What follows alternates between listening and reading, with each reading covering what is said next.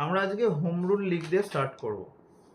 Home rule league, home rule লিগের দেখবা একটা না সম্ভবত দুটো নোট আছে, একটা ইংরাজি আছে একটা বাংলা আছে। বাংলা ইংরেজিটা অলমোস্ট একই আছে, বাট বাংলাটা আগে পড়ে নিয়ে তারপরে ইংরাজিটা একটু দেখবা, ওর মধ্যে এক্সট্রা যদি ইনফরমেশন থাকে তাও তুমি পড়ে নিবা, ঠিক আছে? রুল লিখতে তো তুমি এখানে হেডিং দিতে পারো home rule movement, home rule movement, home rule movement. নাম দেখে বোঝা যাচ্ছে হোম রুল, ঠিক আছে? হোম রুল মানে বাড়ির মতো আর কি, নিজে বাড়িতে যেভাবে থাকি সেরকম হোম রুল মুভমেন্ট।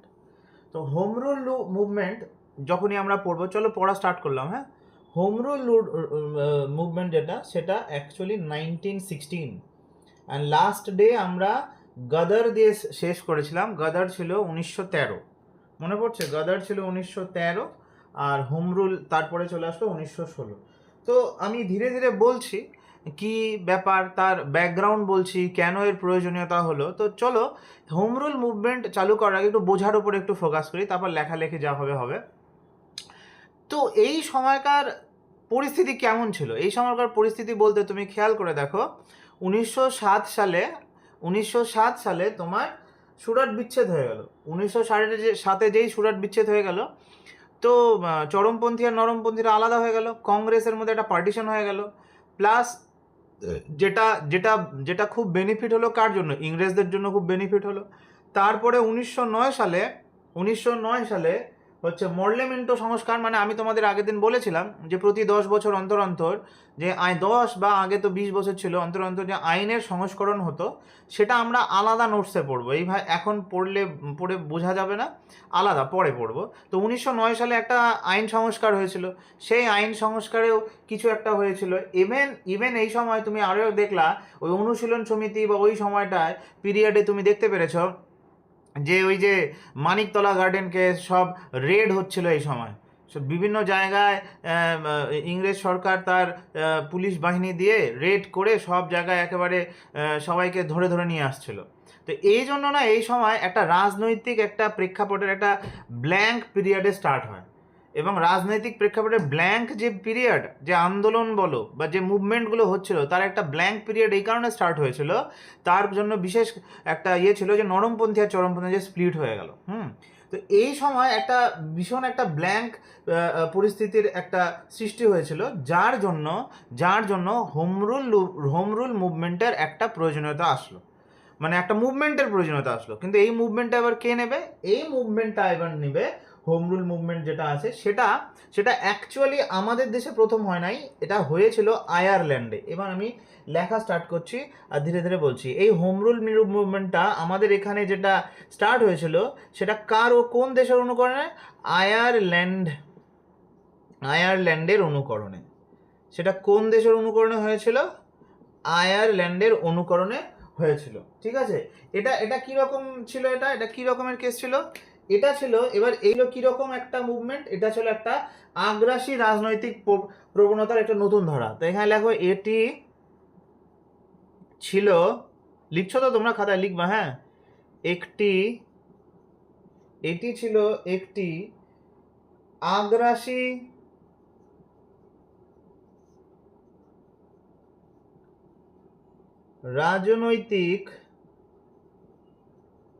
আগ্রাসী রাজনৈতিক প্রবণতার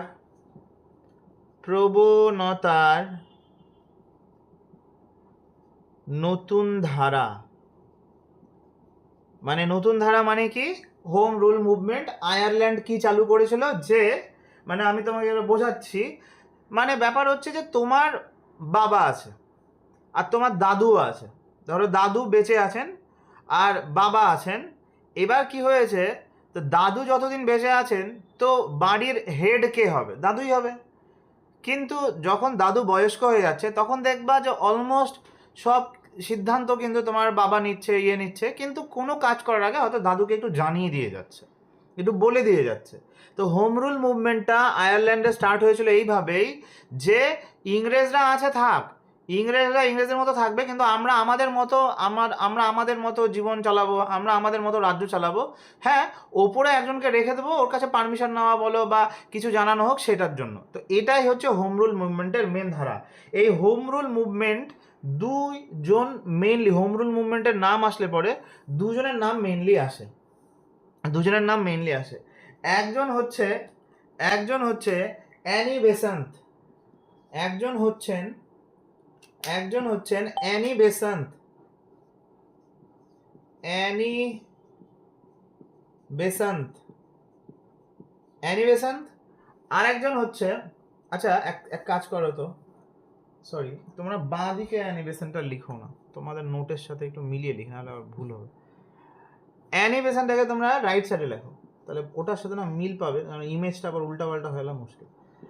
অ্যানি বেসান্ত একজন ছিলেন, আরেকটা হচ্ছে বাল গঙ্গাধর তিলক। একটু লিখে নাও, একটু লিখে নাও, তারপর আমি বোঝাচ্ছি, কানেক্ট করাচ্ছি, সব কিছু করাচ্ছি। বাল গঙ্গাধর তিলক, ঠিক আছে? তো এই হোম রুল মুভমেন্টটা মেইনলি যারা চালু করেছিলেন, যদি বলা হয় পরীক্ষায় প্রশ্ন আসবে এরপরে যে হোম রুল মুভমেন্ট কারা, তাহলে তোমাকে বলতে হবে অ্যানি বেসান্ত আর বাল গঙ্গাধর তিলক। কিন্তু মেইনলি যদি বলে একজনের নাম বলো, তাহলে কিন্তু সেটার সাথে অ্যাকচুয়ালি অ্যানি বেসান্ত রিলেটেড। এবং তুমি যদি এবার কংগ্রেসের ওই পৃষ্ঠাটা বের করো, কংগ্রেসের এই পৃষ্ঠাটা বের করো তো সবাই, একটু টাইম নিয়ে তোমাদের করাচ্ছি। এই যে কংগ্রেসের ফার্স্ট যেটা 1 নাম্বার তোমরা নাম দিয়েছিলা, এটা যদি তুমি উল্টে দেখো, টাইম নাও, বার করো, বের করে দেখো 1917 সাল, 1917 সালে দেখো কলকাতায় অধিবেশন হয়েছে, আর অ্যানি বেসান্তের হচ্ছে সভাপতি হয়েছিল। এবং এটা খুবই ইম্পর্টেন্ট যে কংগ্রেসের প্রথম মহিলা সভাপতি কে হয়েছিলেন, কংগ্রেসের প্রথম মহিলা সভাপতি হচ্ছে অ্যানি বেসান্ত। আমি এটাকেও কানেক্ট করব, আমি বলছি। তাহলে এবার আরেকটা জিনিসও তুমি বুঝতে পারবা, এই কংগ্রেসের যখন তোমার কেউ সভাপতি হয় না, তখন মোস্ট অফ দি কেসে সেই সমস্ত পার্সোনালিটিগুলো তখন না ফেমাস হয়ে থাকে। ফেমাস ইন দ্য সেন্স, সেগুলো হচ্ছে বলে না নিউজের হেডলাইনে থাকে, এরকম একটা ব্যাপার। তুমি দেখো খেয়াল করে, 1916 সালে হোম রুল মুভমেন্ট চালু করেছিলেন অ্যানি বেসান্ত, আর সেই জন্য দেখো 1917 সালেই নেক্সট ইয়ারেই কাকে করা হয়েছিল, ও হচ্ছে সভাপতি হয়েছিল। তো এরকম বলা হয় যে অ্যানি বেসান্ত প্রথমে না কংগ্রেসের যে অধিবেশন হয়েছিল ওখানেই প্রস্তাব রেখেছিল যে আমরা হোম রুল মুভমেন্ট করব, কংগ্রেসের সাহচর্যে, মানে কংগ্রেস তার সাপোর্টে থাকবে। কিন্তু সেইখানটায় এই হোম রুল মুভমেন্টে যে প্রস্তাবটা দিয়েছিল অ্যানি বেসান্ত, সেটা মানে অ্যাকসেপ্টেড হয়নি। তখন অ্যানি বেসান্ত এটা বলেছিল যে যদি আপনারা সবাই এটাতে অ্যাকসেপ্টেড, মানে সবাই যদি সম্মতি জানান, তাহলে কংগ্রেসের থ্রুতে আমরা সবাই মিলে হোম রুল মুভমেন্ট করবো, আর যদি না জানান তাহলে আমি নিজের মতো করে একা করে চালু করে দেবো, ঠিক আছে? তো সেখানটায় কংগ্রেস হচ্ছে সেটাকে সাপোর্ট করেনি, জন্য অ্যানি বেসান্ত নিজের থেকে 1916 সালের সেপ্টেম্বর 1916 অ্যানি বেসান্ত তার হোম রুল মুভমেন্টটা চালু করেন। অ্যান্ড যখন এই হোম রুল মুভমেন্টের কথা চালু হচ্ছিল, যে হবে এরকম একটা ব্যাপার হচ্ছিল, সেই মুভমেন্টে না বাল গঙ্গাধর তিলক জেলেই ছিলেন। এই বাল গঙ্গাধর তিলকের এত পাওয়ার না, বহুত পাওয়ারফুল লোক ছিল, আর এত ফ্যান ফলোয়িং ছিল, তুমি জানতে পারবা ধীরে ধীরে, শোনো আজকের ঘটনাতেই তুমি জানতে পারবা। বাল গঙ্গাধর জেলে থাকা অবস্থাতেই এপ্রিল 1916 এটা চালু করে দিয়েছিল।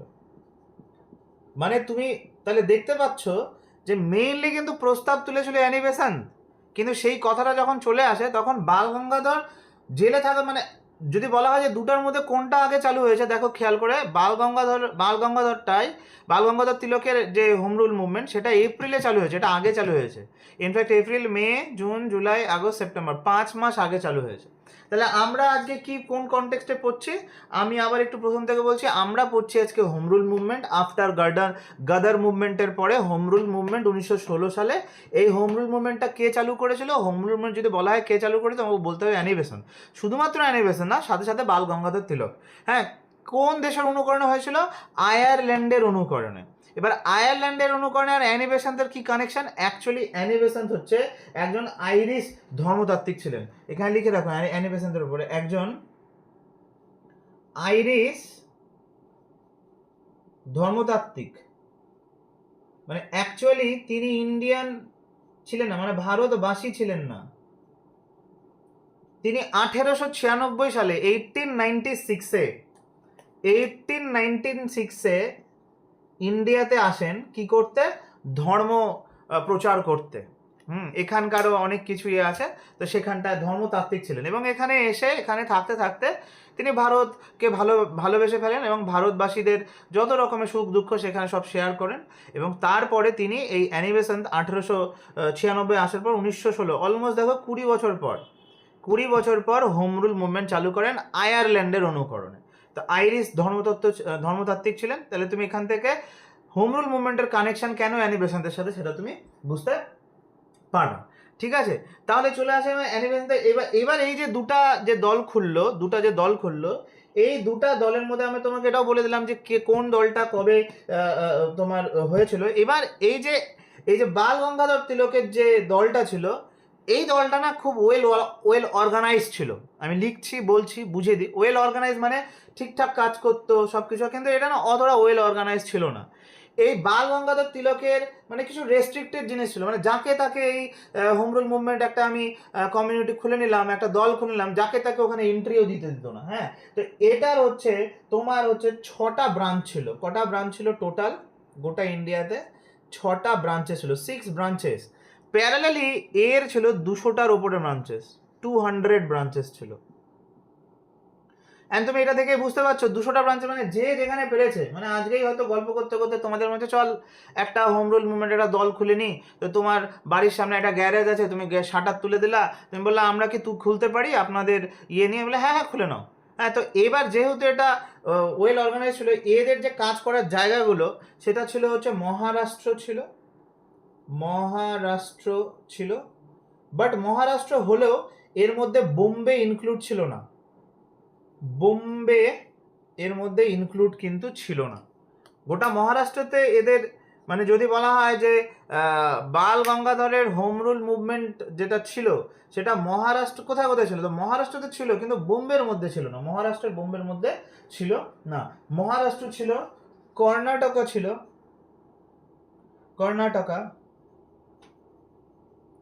কর্ণাটকে ছিল, আর কোথায় ছিল? সেন্ট্রাল প্রভিন্সে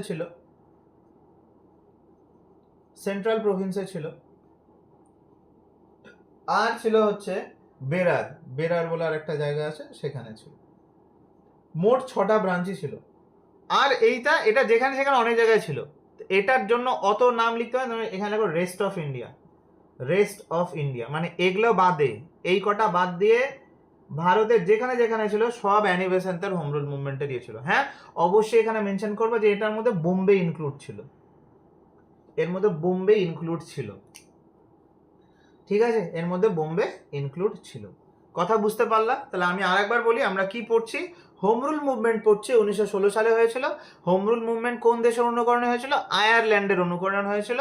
এবং এটি ছিল একটি আগ্রাসী রাজনৈতিক প্রবণতার নতুন ধারা এই কারণে বলছে কারণ তার আগে পর্যন্ত অনেকটা দিন ওই তোমার 1907 সালে যে আমাদের সুরাট স্প্লিটটা হয়ে গেল, আর তারপর থেকে একটা না রাজনৈতিক একটা ভ্যাকান্টের তৈরি হয়েছিল। তো সেটার একটা নতুন ধারা তৈরি হলো, সেই জন্য বলা হচ্ছে। অ্যান্ড এটার সাথে কোন দুজনের নাম যুক্ত? অ্যানি বেসান্ত এবং বাল গঙ্গাধর তিলক। কিন্তু তোমার যদি পরীক্ষা আসে যে হোম রুল মুভমেন্ট কে চালু করেছিল, তোমাকে কিন্তু উত্তর দিতে হবে অ্যানি বেসান্তের। এবং তিনি কে ছিলেন? আইরিশ ধর্মতাত্ত্বিক ছিলেন, 1896 সালে এসেছিলেন। অ্যানি বেসান্তের যে হোম রুল মুভমেন্টটা হয়েছিল সেটা কত সালে চালু হয়েছিল? 1916 সালে। দুটোই 1916 সালে, বাট এটা সেপ্টেম্বরে আর এটা কোথায় হয়েছিল? এপ্রিলে। বাল গঙ্গাধরের তিলকের যে হোম রুল মুভমেন্টটা ছিল সেটা কটা ব্রাঞ্চের মধ্যে সীমাবদ্ধ ছিল? 6টা ব্রাঞ্চের মধ্যে সীমাবদ্ধ ছিল। সেটা কোথায় কোথায় ছিল? মহারাষ্ট্রে ছিল, কর্ণাটকে ছিল, সেন্ট্রাল প্রভিন্স ছিল, আর বেরারে ছিল। আর বাকি ইন্ডিয়ার যত জায়গা আছে সবগুলোতে অ্যানি বেসান্তের ছিল। হ্যাঁ, এর মধ্যে কিন্তু বোম্বে ইনক্লুড ছিল না, এখানে বোম্বে ইনক্লুড আছে। এবার এদের যে কাজ করলো, হ্যাঁ, এদের যেহেতু কাজটা দেখো কয়েকটার মধ্যে 6টা ব্রাঞ্চ ছিল, তার মানে এদের না ওয়েল অর্গানাইজ ছিল। হ্যাঁ, তো এখানে তুমি লিখতে পারো যে এদের কাজটা কিভাবে হতো। এদের কাজটা হতো, আমি এটার এখানে লিখছি। হ্যাঁ, প্রি-ডিফাইন্ড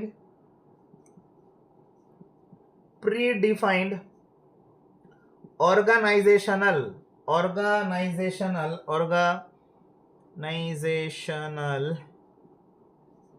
activities। তো মানে বলতে চাইছি যে প্রশ্নটা হচ্ছে এইটা যে আমি তো সেটা বুঝলাম যে স্যার হোম রুল মুভমেন্ট চালু হলো, তো হোম রুল মুভমেন্ট করে কি কি কাজ হলো? তো এই বাল গঙ্গাধরের যে গ্রুপটা ছিল তাদের কিছু প্রিডিফাইন্ড কাজ ছিল, তারা তাদের কিছু দায় দাবি, একটা ন্যায় নীতি একটা ফিক্স করে রেখেছিল যে আমার এটা চাই। সেটা কি কি ছিল? 1 নাম্বার পয়েন্ট বাল গঙ্গাধরের যে এটা ছিল, 1 নাম্বার পয়েন্ট ছিল হচ্ছে স্বরাজ্য। স্বরাজ্য বলেছিল যে হ্যাঁ, বাল গঙ্গাধরের যে হোম রুল মুভমেন্টের তাদের দাবি দাবার মধ্যে 1 নাম্বার পয়েন্ট ছিল যে স্বরাজ্য চাই। 2 নাম্বার ছিল ভাষার ভিত্তিতে রাজ্য গঠন। ভাষার ভিত্তিতে রাজ্য গঠন করতে হবে। তুমি একটা আন্দোলন করবা, তো তুমি লিখবা না মানছি না, মানবো না, এটা দিতে হবে, এটা করতে হবে। তো কি কি করতে হবে? ভাষার ভিত্তিতে রাজ্য গঠন, ভাষার ভিত্তিতে রাজ্য গঠন। আর 3 নাম্বার ছিল হচ্ছে মাতৃভাষা ও আঞ্চলিক ভাষার মাধ্যমে শিক্ষা। মাতৃভাষা বা আঞ্চলিক ভাষার মাধ্যমে শিক্ষা। এই কয়েকটা মেন পয়েন্ট নিয়ে তারা হচ্ছে তাদের আন্দোলনটা চালু করেছিল, হোম রুল মুভমেন্ট। কাদের কথা বলছে? এটা বাল গঙ্গাধরের। আর এদের হচ্ছে অর্গানাইজেশনটা লুজলি প্যাকড ছিল, অতটা ওয়েল ডিফাইন্ড ছিল না। লুজলি প্যাকড, হ্যাঁ, লুজলি অর্গানাইজড ছিল। তো এর কাজকর্ম নিয়ে অত আলোচনা করতে হবে না, কথা বোঝা গেল? তাহলে হোম রুল মুভমেন্ট কত সালে হয়েছিল বলো তোমরা? 1916 সালে। কে চালু করেছিল? অ্যানি বেসান্ট করেছিল। অ্যান্ড এর সাথে রিলেট করে আরেকটু বলি, কংগ্রেসের যদি তুমি পেজটা উল্টা, 1916 সালে হোম রুল মুভমেন্ট, আর ঠিক তার 1 বছর পর মানে 1917 সালের যে কংগ্রেসের অধিবেশন ছিল সেখানে সভাপতিত্ব করেছিল কে বলো তো? Annie Besant. আর অ্যানি বেসান্ট হচ্ছে প্রথম মহিলা সভাপতি। এটা পরীক্ষার জন্য ভীষণ ইম্পর্টেন্ট যে কংগ্রেসের প্রথম মহিলা সভাপতি কে ছিলেন, তাহলে বলতে হবে অ্যানি বেসান্ট। ঠিক আছে? আরও একটা আছে, পরেও পড়বো, কিন্তু অ্যানি বেসান্ট কিন্তু ইন্ডিয়ান ছিল না। এরপরে একটা আসবে যে প্রথম ভারতীয় মহিলা সভাপতি কে ছিলেন, সেটাও আমরা পরে পড়বো। সরোজিনী নাইডু পরে পড়বো আমরা, ঠিক আছে? এবার হোম রুল মুভমেন্ট তো চালু হয়ে গেল, সবই দেখলাম যে বাল গঙ্গাধর তিলকেরও ছিল, তারপর ওর নাম কি অ্যানি বেসান্তেরও ছিল, কিন্তু আলটিমেটলি এটা হচ্ছে তোমার কি হয়েছিল যে ব্যর্থ হয়ে গেছিল। ব্যর্থতার কারণ, এবার লেখো হোম রুল মুভমেন্ট ব্যর্থতার কারণ। ব্যর্থতার কি কি কারণে ব্যর্থ হলো? ব্যর্থ হওয়ার অনেকগুলো কারণ ছিল। নাম্বার ওয়ান তুমি বলতে পারো যে সংগঠনের অভাব। দেখতেই পাচ্ছ অ্যানি বেসান্তের কেসে, হ্যাঁ, সংগঠনের অভাব, মানে অর্গানাইজেশন তো অনেক হয়ে গেছিল, কিন্তু তাদের মধ্যে যে একটা কানেকশন থাকবে, তাদের যে একটা কাজ করার একটা সুসংগঠিত একটা ওয়ে থাকবে, সেটা ছিল না। তো এটা ছিল নাম্বার ওয়ান। নাম্বার টু ছিল এই 1917 সাল থেকে 1918 সাল, এই সময়ের মধ্যে অনেকগুলো সাম্প্রদায়িক দাঙ্গা হাঙ্গামা হয়েছিল। সাম্প্রদায়িক দাঙ্গা ঘটেছিল। মানে বলা হয় এই সময়টা না প্রচুর মারামারি, গন্ডগোল, ডাকাতি ফাকাতি সব হয়েছিল। সেই জন্যই এরপরে যখন পরে কানেক্ট করবো পরের ক্লাসগুলোতে, এই সময় না ব্রিটিশ গভর্নমেন্ট একটা নতুন অ্যাক্ট তৈরি করবে, সেটা হচ্ছে রাওলাট অ্যাক্ট আসবে এরপরে, হ্যাঁ। তো এই সময়টাতেই, অ্যান্ড এই রাওলাট অ্যাক্টের বিরুদ্ধেই যখন আন্দোলন করতে যাবে, তার এগেনস্টেই ওই জালিয়ানওয়ালাবাগ হত্যাকাণ্ড হবে, পড়বো আমরা পরের ইয়েতে, হ্যাঁ। তো রাওলাট অ্যাক্টের এটা ছিল এরকম যে কোনো ভারতীয়কে না, যে কোনো কাউকে যার উপরে পুলিশের সাসপেক্সিয়াস মনে হবে, সন্দেহভাজন মনে করো তোমার উপর পুলিশের খুব সন্দেহ হয়েছে, তোমাকে চট করে তুলে নিয়ে তোমাকে জেলে ঢুকায় দিবে, এবং তার এগেনস্টে তুমি কিছু বলতেও পারবে না, তার এগেনস্টে কোনো রকমের কোনো প্রমাণ লাগবে না, ও সন্দেহের ভিত্তিতে ধরতে পারে। এটা ব্রিটিশ গভর্নমেন্ট রুল তৈরি করে দিয়েছিল। এবং যদি মনে করো তোমাকে এবার কোর্টে যদি পেশ করা হয়, তো তোমার এগেনস্টে কোনো প্রুফ নাই, প্রমাণ নাই, তাও যদি মনে করে ব্রিটিশ গভর্নমেন্টে তুমি জেলে থাকবা, তোমার ফাঁসি হবে, ফাঁসি দিয়ে দেবে, কথা বোঝা গেল? তো এইটা ছিল এটা করার কারণ ছিল সাম্প্রদায়িক খুব দাঙ্গা হচ্ছিল, সেই জন্য রাওলাট অ্যাক্টে ওটা করা হয়েছিল। কিন্তু আমরা তখন রাওলাট অ্যাক্ট করছি না। হোম রুল মুভমেন্টটা কী ছিল? Home rule movement Annie Besant বলো বা বাল গঙ্গাধর তিলক বলে এরা চালু করেছিলেন যে মানে একটা প্রপার ওয়েতে আমরা রাজনৈতিকভাবে কিছু দাবি দাবা রেখে সেটাকে মানাবো। দাঙ্গা হাঙ্গামা তারা চাচ্ছিলেন না, সেই জন্য এই সাম্প্রদায়িক দাঙ্গাটা যখন প্রচুর বেড়ে গেল, তো হোম রুল মুভমেন্ট ধীরে ধীরে একটুখানি স্তিমিত হতে শুরু করলো। এটা সেকেন্ড পয়েন্ট ছিল। 3 নাম্বার পয়েন্ট এখানে আরেকটা ছিল যে এই সময় 1918 সালে আবার আইন চালু হয়, মন্টেগু চেমসফোর্ড আইন, মন্টেগু লেখো চেমসফোর্ড সংস্কারের ফলে, চেমসফোর্ড, মন্টেগু চেমসফোর্ড সংস্কারের ফলে, সংস্কারের ফলে জাতীয়তাবাদীদের মধ্যে বিভাজন, জাতীয়তাবাদীদের মধ্যে বিভাজন মানে কি? জাতীয়তাবাদী বলতে কাকে বোঝাচ্ছে? জাতীয়তাবাদী বলতে বোঝাচ্ছে এই আন্দোলনগুলো যারা করছে, হোম রুল মুভমেন্ট বলো বা যাই বলো। কিন্তু মন্টেগু চেমসফোর্ড যখন এবার যে আইনটা আসলো, এই আইন, এবং এইটা কোন সময় জানো? 1918 সাল, মানে কোন সময়? 1914 সালে কিন্তু প্রথম বিশ্বযুদ্ধ হয়। তাহলে প্রথম বিশ্বযুদ্ধের পরবর্তী অবস্থা, প্রথম বিশ্বযুদ্ধের পরবর্তী অবস্থা। এবং এই প্রথম বিশ্বযুদ্ধে আমি পড়াবো পরের দিন। প্রথম বিশ্বযুদ্ধে কিন্তু ভারতবাসীরা বা ভারতীয়রা, ভারত, ইন্ডিয়া হচ্ছে ব্রিটিশ সরকার কিন্তু সাপোর্ট করেছিল। তার পেছনে একটা বিশেষ কারণ ছিল। কি কারণ ছিল?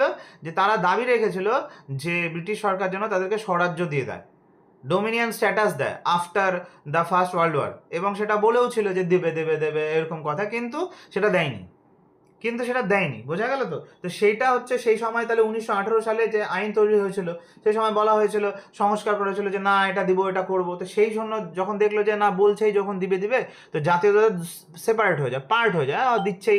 কিছু কিছু হোম রুল মুভমেন্ট, আগে যে মনে করো 100 জন যেত আন্দোলন করতে, এখন যাচ্ছে 30 জন। তো সেই জন্য জাতীয়তাবাদের একটা বিভাজন তৈরি হয়ে গেল, জন্য এই হোম রুল মুভমেন্টটা একটুখানি ব্যর্থ হতে চালু করলো। 4 নাম্বার, এই সময় তিলক আবার বিদেশে চলে যায়। বাল গঙ্গাধর ছিল না, তিলক হচ্ছে 1918 সালে ইংল্যান্ডে চলে যান। বিদেশে চলে যাওয়ার জন্য যে মেন নেতা ছিল, তো সে যখন নেতৃত্ব দিতে পারছে না, সেই জন্য ওটা একটুখানি ডিম হয়ে গেছিল, ডিম ইন দ্য সেন্স একটু স্তীমিত হয়ে গেছিল। 5 number point, Annie Besant turns into loyalist. Besant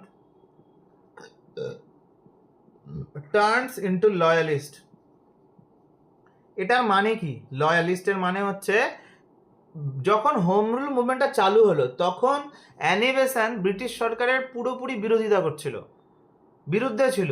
কিন্তু ধীরে ধীরে 1918 সাল আস্তে আস্তে অ্যানি বেসান্ত যে মেন নেতা ছিল, সেই না ব্রিটিশ সরকারের অনেক কিছুকে তার মনে হচ্ছিল না এটা ঠিকই মনে হচ্ছে, দরকার নাই। হ্যাঁ, ব্রিটিশ সরকারকে অতটাও বিরোধিতা করছিল না। তার পেছনে মেন কারণও ছিল এটা যে সাম্প্রদায়িক দাঙ্গা এত হচ্ছিল, সেটা অ্যানি বেসান্ত বা অন্যরা চাইছিল না। তো সেই জন্য এখানে বলছে Annie Besant turns into loyalist. Loyalist মানে ব্রিটিশ সরকারের লয়ালিস্ট হতে শুরু করে দিয়েছিল, ঠিক আছে? অ্যান্ড দ্য লাস্ট পয়েন্ট, যেটাকে তুমি করতে পারো না, যেটা হচ্ছে সবচেয়ে মানে এদের মধ্যে ইম্পর্টেন্ট পয়েন্ট আরেকটা, যে gradual rise of Mahatma Gandhi. এইবার মহাত্মা গান্ধী আসা শুরু হবে। Gradual rise of Mahatma Gandhiji. কথা বোঝা গেল? এই ছিল হোম রুল মুভমেন্টের ব্যর্থতার পেছনে এই কারণগুলো তুমি নোটিফাই করতে পারো, ঠিক আছে? অ্যান্ড তুমি জেনে খুশি হবা যে মুভমেন্টে আমি ব্যর্থতার এখানটা আমি মহাত্মা গান্ধীজির নাম পড়ে নিলাম, তার মানে তুমি গান্ধী এরাতে অলমোস্ট চলে এসছো। মানে গান্ধীরা দরজার কলিং বেল টিং টং করছো। এরপরে আমাদের গান্ধী পড়া শুরু হবে। এরপরে আর একটা টপিক আমি পড়াবো হোম রুল মুভমেন্টের পর, তারপরে মেইনলি আমরা গান্ধীজির ঢুকে যাবো। গান্ধী এরা এবার চালু হয়ে যাবে। দেখো তো 4টা ক্লাসের মধ্যে, আজকে 4th ক্লাস হচ্ছে, 4টা ক্লাসের মধ্যে কিন্তু 1985 থেকে শুরু করে আমরা অলমোস্ট 1916 অবধি তোমাকে আমি পড়িয়ে দিয়েছি। শুধু তুমি বইটা এবার কিনবা, বইটা কিনতে বলেছি, আমি কানেক্ট করবো, কিছু নোটস দেবো, পরীক্ষা ওরিয়েন্টেড পড়বো। আমি যে কনসেপ্ট বিল্ডিং হয়তো পড়ানোর চেষ্টা করছি, তোমাদের মধ্যে স্টোরিটা গাঁথার চেষ্টা করছি, হোপফুলি আরও 3-4টা ক্লাস পরে সেটা আমি আশা রাখছি, যদি তুমি পড়াশোনা ঠিক মতো করো, আমার পড়ানোর পর যদি বাড়িতে আরেকবার রিভাইজ দাও, তো সেটা খুবই বিল্ড হয়ে যাবে এবং ইতিহাস তোমার কাছে খুব ইজি ফিল হতে শুরু হবে, ঠিক আছে? তাহলে এই ছিল হোম রুল মুভমেন্টে, তুমি স্ক্রিনশট নিতে পারো, লিখছো তাহলে তো খুবই ভালো। তাহলে এই হয়ে গেল হোম রুল মুভমেন্ট। তাহলে হোম রুল মুভমেন্টটাকে আমি যদি আরেকবার একটু সাম আপ করে দিই, তাহলে হোম রুল মুভমেন্ট বলার সাথে সাথে হোম রুল মুভমেন্ট, এবার তোমরা একটু আমার সাথে করবা, বলবা হোম রুল মুভমেন্ট বলার সাথে সাথে যে দুজনের নাম আসে, সেই দুজনের নাম কি কি বলো? যে দুজনের নাম আসে সেই দুজনের নাম কি কি? অ্যানি বেসান্ট আর Bal Annie Besant Gangadhar Tilak. And Bal Gangadhar Tilak. Okay, হ্যাঁ, কত সালে হয়েছিল? 1916।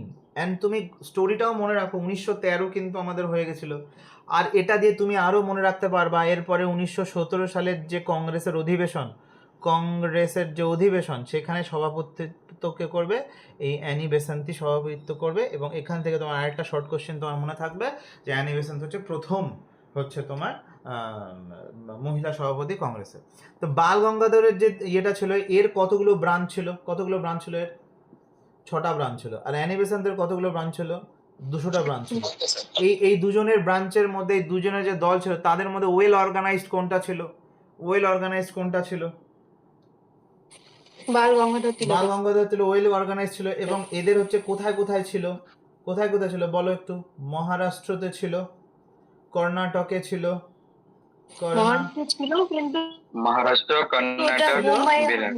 মহারাষ্ট্রতে ছিল, কিন্তু বোম্বেটা ইনক্লুডেড ছিল না। ঠিক আছে, মহারাষ্ট্র ছিল, কর্ণাটকা ছিল, আর কোথায় ছিল? সেন্ট্রাল প্রভিন্স ছিল, আর ছিল বেরার বলে আরেকটা জায়গায়। ঠিক আছে, এদের যে এই যে 1 নাম্বার দল আর 2 নাম্বার দল যে ছিল, এই দুটা দলের মধ্যে কোন দলের কিছু ন্যায় নীতি নিয়ে কাজ করছিল, মানে দাবি দাবা ছিল, তো সেটা কাজ ছিল বাল গঙ্গাধর তিলকের দলের মধ্যে। কে ছিল? এদের যে পয়েন্ট ছিল, 3টা পয়েন্টে বোঝালাম। ফার্স্ট পয়েন্ট ছিল স্যার আমার স্বরাজ্য। প্রথম দাবি কি ছিল? স্বরাজ্য।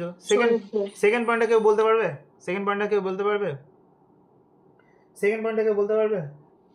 স্যার ভাষার ভিত্তিতে রাজ্য। Very good. গঠন হচ্ছিল। ভাষার ভিত্তিতে রাজ্য গঠন হচ্ছিল। আর মাতৃভাষার বা আঞ্চলিক ভাষায় শিক্ষা, এইটা আমাদের হয়েছিল। আচ্ছা, এই ছিল। কিন্তু এটাও আলটিমেটলি লাস্টে কি হয়ে গেছিল? ফেলড হয়ে গেছিল। ফেলড হওয়ার যে কারণগুলো ছিল, তার মধ্যে উল্লেখযোগ্য কারণ কি ছিল? সাংগঠনিক যে অভাব, সেটা ছিল। তারপরে সাম্প্রদায়িক দাঙ্গা খুব হচ্ছিল।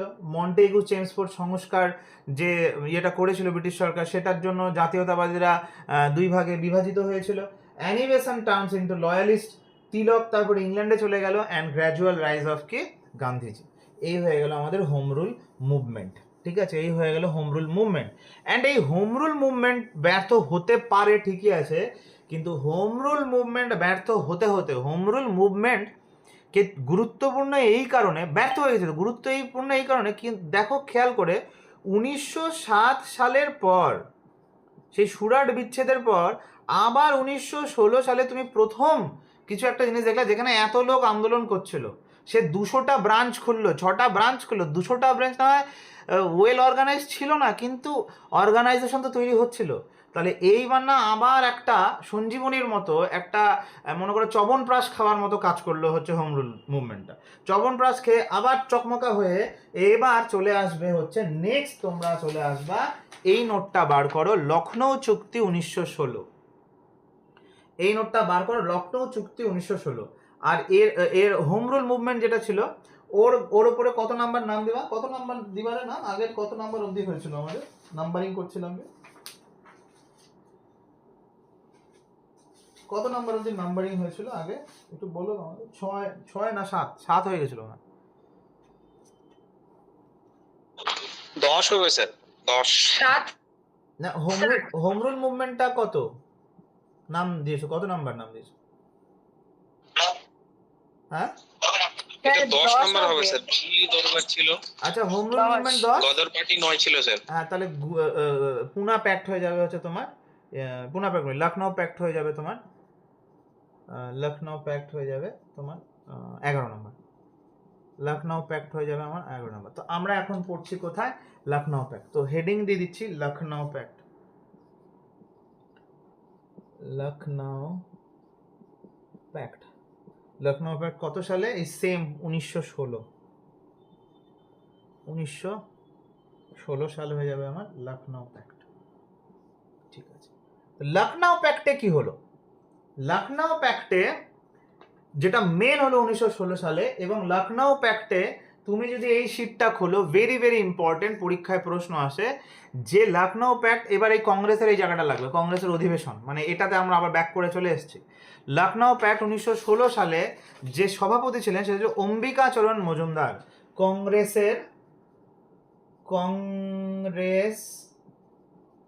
অধিবেশন যে লখনৌতে হয়েছিল, এর যে সভাপতিত্ব করছিলেন তার নাম ছিল Ambikacharan Majumdar. Very very important, পরীক্ষা খুব আসে যে 1916 সালে লখনৌ প্যাক্টে কে হচ্ছে তোমার সভাপতিত্ব করেছিল। অম্বিকা কেন করেছিল? কারণ এই লখনৌ প্যাক্টের যে সভাটা হয়েছিল, অধিবেশন হয়েছিল, এর মেন দুটা তাৎপর্য ছিল, মেন দুটা পয়েন্ট ছিল। ফার্স্ট হয়েছিল এখানটায় নরমপন্থী আর চরমপন্থীদের আবার মিল হয়ে গেছিল, নরমপন্থী প্লাস চরমপন্থী হয়ে গেছিল, এবার আবার মিল হয়ে গেছিল, কথা বুঝলাম? আর এই নরমপন্থী আর চরমপন্থী মিল করার পেছনে যারা উল্লেখযোগ্য ভূমিকা গ্রহণ করেছিল তারা ছিল হচ্ছে অ্যানি বেসান্ত আর হচ্ছে সেই বাল গঙ্গাধর তিলক, যার সম্পর্কে তোমরা এতক্ষণ পড়ছিলাম হোম রুল লীগের মাধ্যমে। বাল গঙ্গাধর তিলক, কথা বোঝা যাচ্ছে কি? হ্যাঁ, অ্যানি বেসান্ত অ্যাকচুয়ালি নরমপন্থীর দলের ছিল আর বাল গঙ্গাধর তিলক চরমপন্থীর দলে ছিল, কিন্তু দুজনেই হোম রুল সেম পন্থা নিয়ে এগোচ্ছিল, তাই এদের মধ্যে মিল হয়ে গেল আবার। হ্যাঁ, এবং লখনৌ প্যাক্ট যে কংগ্রেসের অধিবেশন হয়েছিল ওখানে এটা হয়েছিল নাম্বার 1 পয়েন্ট। আর নাম্বার 2 পয়েন্ট হচ্ছে কংগ্রেস আর মুসলিম লীগেরও বন্ধুত্ব হয়ে গেছিল। মুসলিম লীগ, কংগ্রেস আর মুসলিম লীগও একত্রিত হয়ে গেছিল লখনৌ চুক্তির মাধ্যমে। তাহলে লখনৌ চুক্তির মাধ্যমে একটু বলে দাও তোমরা কি কি হয়েছিল? দুটা জিনিস হয়েছিল। কি কি হয়েছিল স্যার? নরমপন্থী, বলো। নরমপন্থী আর চরমপন্থীর একত্রিত হয়েছিল, আর কংগ্রেস আর মুসলিম লীগও কি হয়ে গেছিল? একত্রিত হয়ে গেছিল। ব্যাস, এইখানকার পরের এই দুটা জিনিসই আছে, বাট এটা আরেকটু ইলাবোরেট করবো, আরো ভেঙে চুড়ে তোমাকে আমি বোঝাবো। তো নরমপন্থী চরমপন্থীর যে একত্রিত হয়েছিল সেটার বিপরে আমি তোমাকে একটু বলি। তো এতদিন যে ভাটা পড়েছিল এবং এই 1916 সাল মানে অলমোস্ট 1914 সালের পর যে প্রথম বিশ্বযুদ্ধের পরবর্তী জায়গায়, তো এতদিনে না ভারতীয়রা এটা বুঝতে পেরেছিল যে আমরা যে কংগ্রেস যে নরমপন্থী আর চরমপন্থী যে সেপারেট হয়ে গেছে, তাতে যদি কারোর সবচেয়ে বেশি বেনিফিট হচ্ছিল সেটা ইংরেজদের হচ্ছিল। তো এবং নরমপন্থীও ভালোভাবে বুঝছিল, চরমপন্থীরাও এবার বলে না যে দূরে থেকে দেখো ভালোবাসাটা জন্মায় কি না। যখন এরা দূরে থাকলো তখন না দুজনেই দুজনের প্রয়োজনীয়তাটা বুঝতে শুরু করলো, যে হাতের মধ্যে যেরকম বুড়ো আঙ্গুলটারও দরকার আছে, সিমিলারলি কানি আঙ্গুলটা দুই আঙ্গুলেরই দরকার আছে, ঠিক আছে? তো নরমপন্থীও দেখছে যে আমরা যখন একা একা কাজ করছি, আলাদা আলাদা যখন হয়ে গেছে, তখন ইংরেজরা না আমাদেরকে আগের মতো অতটা পাত্তা দিচ্ছে না। কেন? চরমপন্থীরা কি ছিল, মার কাটতে একটু ভয় পাচ্ছিল। আর চরমপন্থীরাও এটা দেখছিল যে নরমপন্থীরা না থাকার জন্য কিছু কিছু যে বুঝসুঝওয়ালা যে ডিসিশন হয় সেটাও আমরা নিতে পারছি না। হ্যাঁ, যেখানটায় আমরা সবসময় একটু আগ্রাসী মনোভাব নিয়ে করছি সেটাও ঠিক হচ্ছে না। যে যে রাজনৈতিকভাবে আগানো, যে ন্যায় নীতি মেনে কিভাবে প্রপার চ্যানেল দিয়ে ইংরেজদের কাছের মধ্যে কাজ করিয়ে নেব সেটাও করতে পারছিলাম না। তো সেই জন্য এই প্রয়োজনীয়তাটার জন্য নরমপন্থী চরমপন্থী আবার এরা একত্রিত হলো কোন অধিবেশনে? লখনৌ চুক্তি 1916-তে। এবং সেখানে উল্লেখযোগ্য ভূমিকা কে নিয়েছিল? অ্যানি বেসান্ত নিয়েছিলেন এবং বাল গঙ্গাধর তিলক নিয়েছিলেন। হয়ে গেল। এবার চলে আসি কংগ্রেস আর মুসলিম লীগ। এবার না ভাবতেই কেমন লাগছে যে মুসলিম লীগ কংগ্রেসের সাথে যুক্ত হয়ে গেছে। মুসলিম লীগ তো গঠন হয়েছিল কত সালে? 1906 সালে। অ্যান্ড খেয়াল করে দেখো, 1905 সালে আমাদের কি হয়েছিল? বঙ্গভঙ্গ যে হয়েছিল, বঙ্গভঙ্গের পর যখন 1906 সালে মুসলিম লীগ গঠন করলো, তার পেছনে মেনই কারণ ছিল এটা যে বঙ্গভঙ্গের যে আন্দোলনগুলো হচ্ছিল না, যে স্বদেশি বয়কট আন্দোলন, বঙ্গভঙ্গের 1905 সালে হচ্ছিল না, স্বদেশি আর বয়কট আন্দোলন, এই স্বদেশি বয়কট আন্দোলনে মুসলিমদের কোনো না তেমন ডাইরেক্ট কোনো ইনভলভমেন্ট ছিল না। মুসলিমরা নিরপেক্ষ সেজেছিল। কেন বলো তো? বঙ্গভঙ্গ না ওদের ভালো হয়েছিল, ওরা মনে করছিল সেটা। বঙ্গভঙ্গ যেই হয়ে গেল, পূর্ববঙ্গ মানে কি বাংলাদেশ, ওই বাংলা, এখন যেটা বাংলাদেশের সেকশনটাতে না বেশিরভাগ মুসলিমরা ছিল, ও অতিরিক্তই মুসলিম ছিল। তো মুসলিম থাকার জন্য ওরা ভাবছিল এই মুসলিমরা আমার আলাদা হয়ে গেছে, আমরা আলাদা হয়ে থাকবো, দরকার নেই, ভালোই হয়েছে। এবং সেই জন্য মুসলিমরা পারতপক্ষে বিশেষ করে এই বঙ্গভঙ্গের কেসে কোনো রকমের কোনো না প্রোটেস্টই করেনি।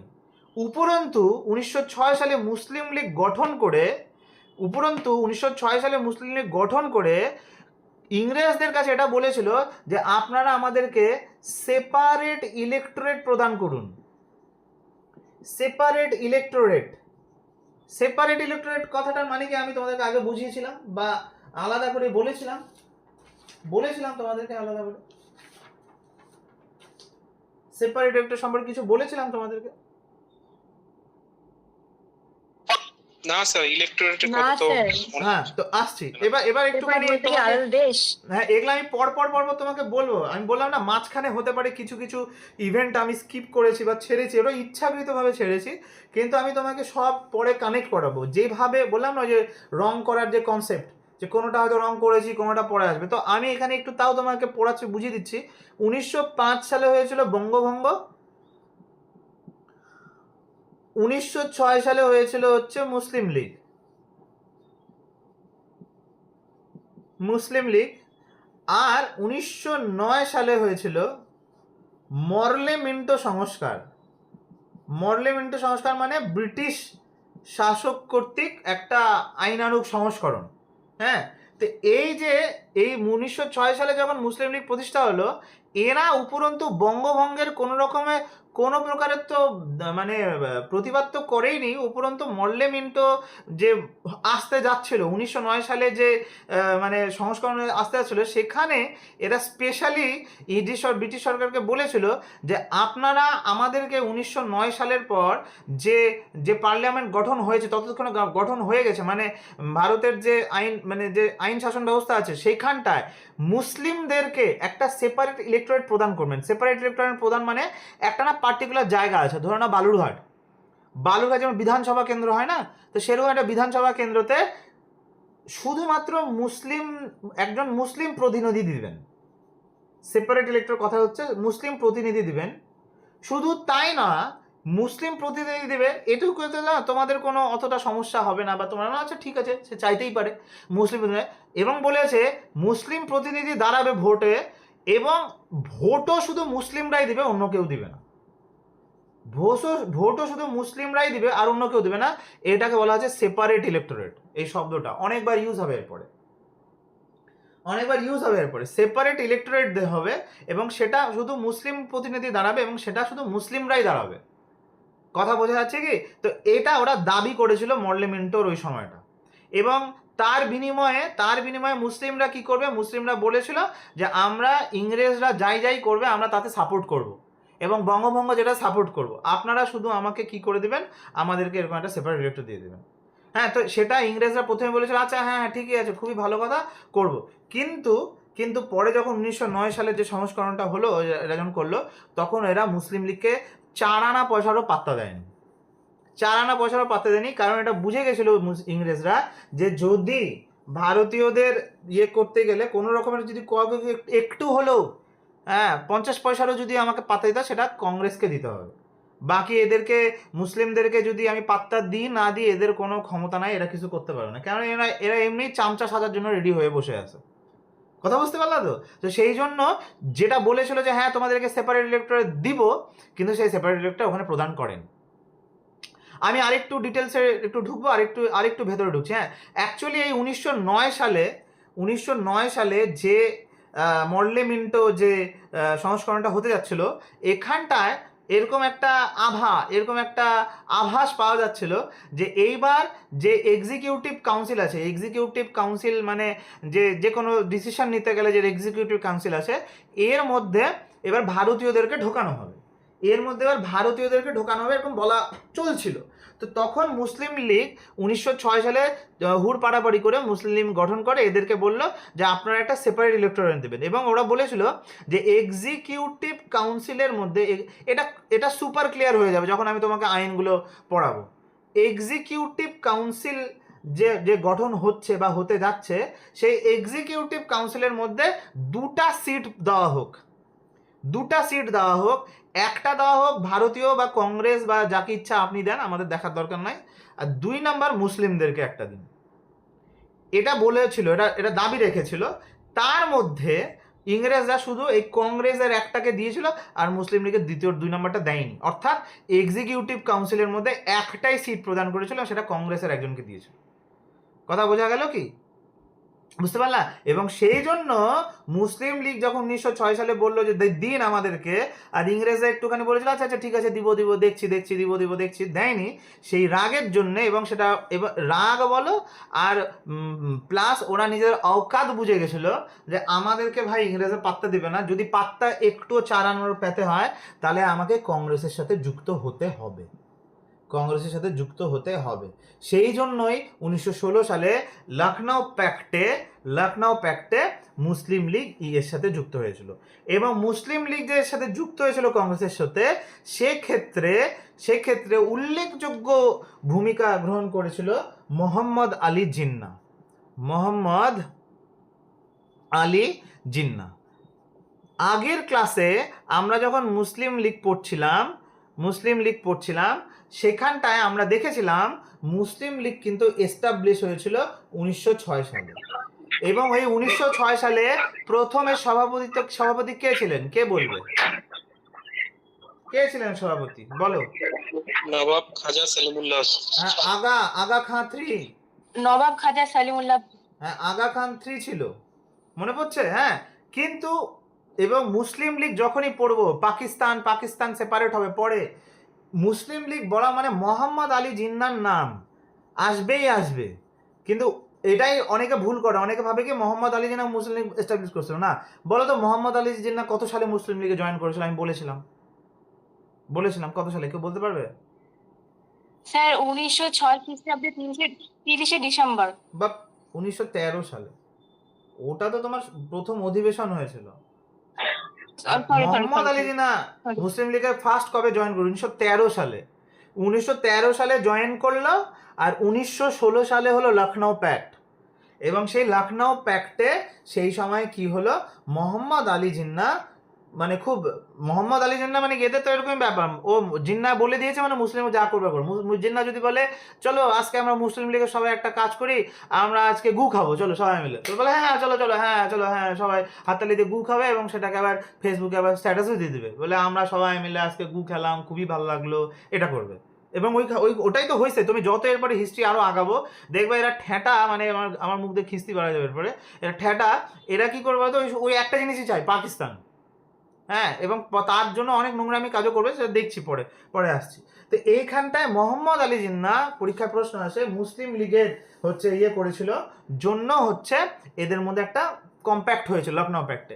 অ্যান্ড মোহাম্মদ আলী জিন্নাহ যেহেতু অগ্রণী ভূমিকা গ্রহণ করেছিল, তাই অ্যানি বেসান্ত অ্যাম্বাসেডর বলে উল্লিখিত হয়েছে। অ্যাম্বাসেডর কিসের অ্যাম্বাসেডর স্পেলিং ভুলে গেল না। অ্যাম্বাসেডর মানে এই যে মিলনটা যে হয়েছিল, লখনউ প্যাক্টের মিলন, হিন্দু কংগ্রেস আর মুসলিম লীগের যে মিলন হয়েছিল, সেটার অ্যাম্বাসেডর বলে উল্লিখিত করেছিল অ্যানি বেসান্ত। পরীক্ষায় প্রশ্ন আসে যে লখনউ প্যাক্টে কংগ্রেস আর মুসলিম লীগের যে মিল হলো, সেই জন্য মোহাম্মদ আলী জিন্নাহকে, হ্যাঁ আছে, পরের পেজে তো লেখা আছে স্যার, ওই জিন্নাহ ক্যাম্প। হ্যাঁ স্যার, হ্যাঁ সেটাই তো, আমি তো তাই বলছি, ওটা আছে মনে হয়। দেখো একজন বললো নাই, কি জানি। আচ্ছা, আবার না হয় দিয়ে দেবো। কথা বোঝা যাচ্ছে কি? কথা বোঝা যাচ্ছে? তাহলে আমরা কোথায় আছি? আমরা পড়ছি লখনউ প্যাক্ট 1916 সাল, কংগ্রেস অধিবেশন হয়েছিল। কংগ্রেসের যে অধিবেশনটা হয়েছিল কোথায় হয়েছিল? লখনউ প্যাক্টের, একটু বলো তো, লখনউ প্যাক্টের যে কংগ্রেসের অধিবেশন 1916 সাল, সেটা কোথায় হয়েছিল? সেটা হয়েছিল লখনউতে। কলকাতাতে কেন? 1916 সালের নামই তো দিচ্ছে লখনউ, নামই তো হচ্ছে লখনউ প্যাক্ট, লখনউতে হয়েছিল। এবং সেটার কোথায় হয়েছিল? তোমার অম্বিকাচরণ মজুমদার ওর সভাপতিত্ব করেছিলেন। মেন দুটা পয়েন্ট এখানকার, মেন দুটা ঘটনা ঘটেছিল, নরমপন্থী চরমপন্থীর মিলন, আর কংগ্রেস আর মুসলিম লীগেরও মিলন ঘটেছিল। কংগ্রেস মুসলিম লীগের মিলনে যার অগ্রণী ভূমিকা ছিল, সেটার নাম ছিল তোমার মোহাম্মদ আলী জিন্নাহ। মোহাম্মদ আলী জিন্নাহর এই কাজের জন্য অ্যানি বেসান্ত তাকে মুসলিম লীগ আর কংগ্রেসের যে মিলন, তার অ্যাম্বাসেডর বলে উল্লিখিত করেছিলেন। আর মুসলিম লীগ কংগ্রেসের সাথে যে যুক্ত হয়েছিল, তার পেছনে মেন রিজন দেখো, আমার পয়েন্ট করে সুন্দর করে লেখা আছে। 1 নাম্বার পয়েন্ট হচ্ছে 1909 সালের মরলে মিন্টো রিফর্ম, যে অ্যাক্ট হয়েছিল, সেখানে ওদেরকে পাত্তা দেয়নি, তাই এদের সাথে মিলতে আসছিল। ঠিক আছে, 2 নাম্বার হচ্ছে 1911 সালের বঙ্গভঙ্গ হ্রদ। হ্রদ কবে হয়েছিল? বললা যে দিল্লি দরবার হ্রদ। তো এবার এটা ওদের রাগ যে এই বললি বঙ্গভঙ্গ করলি, আবার হঠাৎ করে যদি বঙ্গভঙ্গ রদ করে আর লাভ আমাদের কিছু হয়নি, ক্ষতি হয়েছে, তো রদ করেছে, তো মুসলিম লীগরা রাগ হয়ে গেছে। হ্যাঁ, মানে গোসা হয়েছিল ওরা যে কি, যে তোমরা এই বললা যে আলাদা করে দিলা, আবার আমাদের মিল ঘটা দিলা, আমরা এটাতে খুশি না, সেই জন্যও করেছিল। 2 নাম্বার। 3 নাম্বার এটা একটা ভালো পয়েন্ট ছিল যে সেই সময় সব মুসলিমরা তো খারাপ ছিল না, সেই সময় কিছু জাতীয়তাবাদী মুসলিম, মানে শিক্ষিত মুসলিম যারা অ্যাকচুয়ালি দেশকে ভালোবাসতো, হ্যাঁ, তার সেই সমস্ত জাতীয়তাবাদী সম্পন্ন শিক্ষিত মুসলিমদের আগমন এই সময় ঘটতে শুরু হয়েছিল মুসলিম লীগের মধ্যে। জাতীয়তাবাদী শিক্ষিত মুসলিমদের আগমন ঘটতে শুরু হয়েছিল, মুসলিম আগমন ঘটতে শুরু হয়েছিল কার মধ্যে? মুসলিম লীগের মধ্যে। তারা কিছু কিছু এরকম ছিল যারা প্রকৃতই হিন্দু আর মুসলিমকে আলাদা না করে তারা মানে দেশের ভালোর কথা চিন্তা করছিলেন, তো তারা এটা মেন পয়েন্ট ছিল। আর 4th নাম্বার ছিল এই সময় খিলাফত আন্দোলন হবে। এই সময় যে খলিফার যে অবমাননা করেছিল, মানে প্রথম বিশ্বযুদ্ধ যে লেগেছিল না, প্রথম বিশ্বযুদ্ধ যে তুর্কিতে খলিফা পদের যে অবমাননা করেছিল ব্রিটিশ সরকার, সেটার জন্যই প্রথম বিশ্বযুদ্ধ লেগেছিল। আর খলিফা কি হয়েছিল পরে আরো ডিটেলসে আমরা জানবো খিলাফত আন্দোলন যখন পড়বো। এই খলিফাটা তো মুসলিমদের হচ্ছে মেন যে ধর্মগুরু, তার তো সেই মেন ধর্মগুরুকে যখন ব্রিটিশ সরকারের খুবই তিরস্কার জানালো, তখন সেটার আন্দোলন করতে গিয়ে মুসলিম মানে ইংরেজদের বলছিল না, মুসলিম লীগ তো গঠন করেছিল এই জন্য যে ইংরেজদের তোষামতি করবে, তখন এরা বুঝলো না আমরা ইংরেজদের তোষামতি করব না। তো এই ছিল মেন 4টা পয়েন্ট কংগ্রেস আর মুসলিম লীগের মিলন ঘটার জন্য লখনৌ প্যাক্টের। কথা বুঝলা কি বুঝলা না? কথা বুঝতে পারলা এইটুকু? তো সে হয়ে গেল 1916 সালে লখনৌ প্যাক্ট।